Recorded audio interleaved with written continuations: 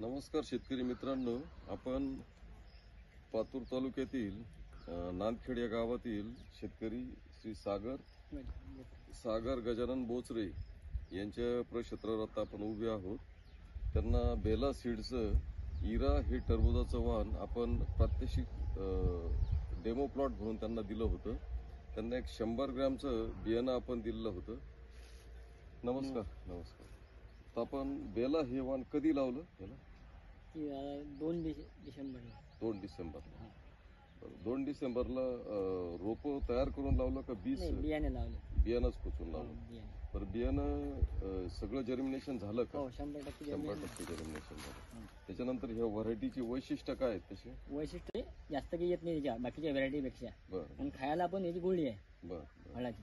बरं. रोगप्रतिकारक शक्ती चांगली आहे. आणि आता तुम्ही काय भावाने दिलाय हा? आज सध्या 8 रुपयाने प्लॉट दिलेला आहे. 8 रुपयाने 8 रुपयाने दिलेला आहे. म्हणजे त्याचे उत्पादन तुम्हाला चांगलं मिळालेलं. चांगले मिळाले. जर बाकीच्या शेतकऱ्यांना जर तुम्ही सांगायचं म्हटलं तर ह्या बेला सीडचं इरा हे वाण शेतकऱ्यांनी वापरावं का? चांगले आहे वापरायला पाहिजे. मोठी साईज आहे. पहिल्या फळाची साईज 5, 5.5, 6 किलो पर्यंत झालेली आहे. आणि सेटिंग पण चांगली झालेली आहे. भरपूर पण चांगलं. एका वेळीला साधारणतः 2 ते 3 फळं 3-4 फळापर्यंत आहे. बरं. एका वेळी पहिली 2 फळं मोठे झाले याचे समजा. बरं. म्हणजे एकूण व्हरायटीचा परफॉर्मन्स चांगला आहे. चांगला आहे. चला, धन्यवाद.